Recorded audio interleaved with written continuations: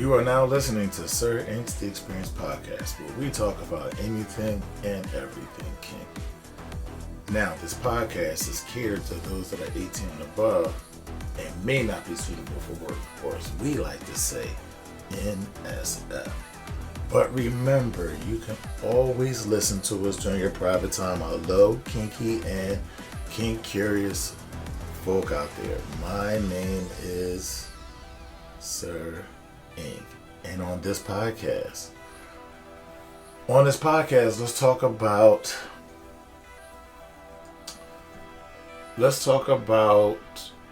fakes.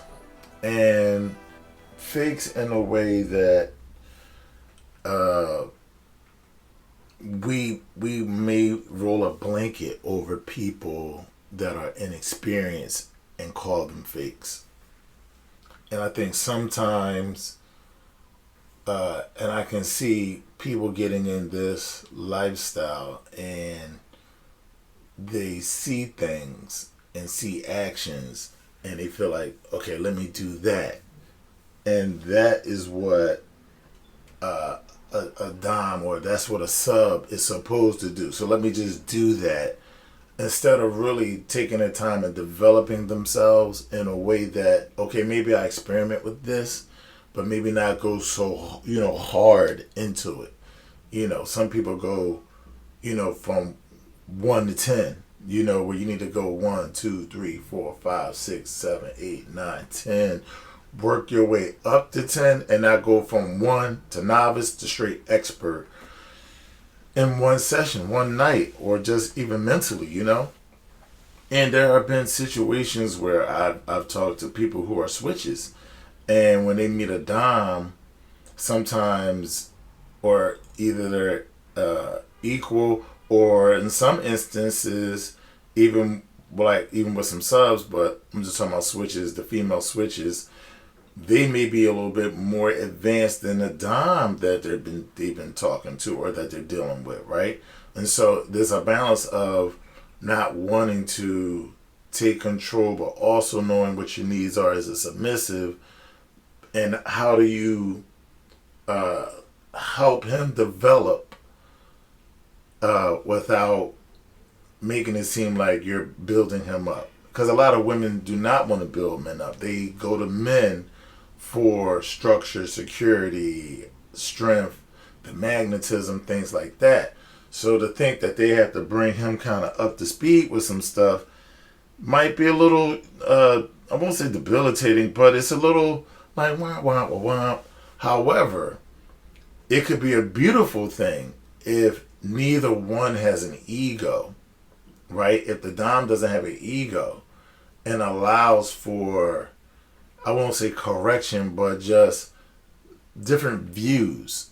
This is how this works for in this way. This is why you should do that. I think, I think it's plausible. I think it's a good thing. Again, I got into the lifestyle from my first submissive, who, when I got in it, when she introduced it to him, like, what's in chains? Okay, we on something next. We on something freaky next. Okay, cool. To hold on, sir, read this, understand that. Why am I giving myself to you? This is why, blah, blah, blah. This is why I like doing consent, non-consent. So there's a lot of things, that I had to learn, and I wasn't experienced. But I didn't feel ashamed, because it felt like a lot of things. It felt new. It felt explorative. And it was exciting, and it was exciting. And I'm still excited for the lifestyle, of course. But I'm just saying that in that moment of me being a novice, I didn't take her more, her experience as being intimidating when she's showing me something, And it's a funny thing, I was listening to this pimp one time on TV or whatever, and he said, some of you guys have so much ego that y'all can't listen to your girl. He's like, she might be telling you something that she learned from another pimp, or her from another pimp, something that can help your game. But if you're not humble enough and you got your ego out, you act like I don't need to hear all that, and then you set yourself on a path for failure, or you're on a path to make more mistakes, right? So sometimes we have to be humble in ourselves to say, yeah, I'm the leader, I'm the dom, blah, blah, blah. But at the same time, there's always room for growth. There's always room for me to listen to her. There's a difference in if someone is constructively trying to let you know something, be aware of something, or tell you that you could do something better, opposed to telling you what you should do. There's a difference in the two. And a more well-rounded man or a well-rounded dom, male or female, understands how that information is being relayed to them and not taking it as such of like, oh, you don't think I can do this, or you don't think I'm strong enough to do this. Like, I know we can let our egos get in the way because we always want to represent that pillar of strength and not necessarily show that, strength is also in retreat. Strength is also withholding my tongue. Strength is also not allowing doubt and foolish thoughts to control my behavior, to influence my behavior, influence my reactions, things of that nature. So it's always a balance, and it's better when you know yourself, right? And even when you know yourself, and let's just say, for instance, someone is trying to tell you what to do, they're trying to top from the bottom, you can see it clear and shut it right down and not even really be upset. Really don't have to be upset, because I see it clear. Like, you're not outthinking me on this. You're not going to play the whoop-de-whoop on me. But I have to say, in my experience in this lifestyle, I haven't met many women that try to dominate me or influence me from the bottom. It doesn't go that way. I might have met a couple that kind of had their own ideas how things should be, and they don't really want to listen. People just living out their fantasies, and I get that, but I'm not here for that. So again, we just need to know how to communicate and how to withhold our ego. And sometimes the person that you want to call out as a fake, before you do, are they inexperienced or are they just playing around? If they're inexperienced, there's different levels to being inexperienced, right? Are you inexperienced like I was at one point and open to learning? Or are you inexperienced and just trying to forge your way through? You're going to do what you think a dom should do instead of actually learning the game. Okay?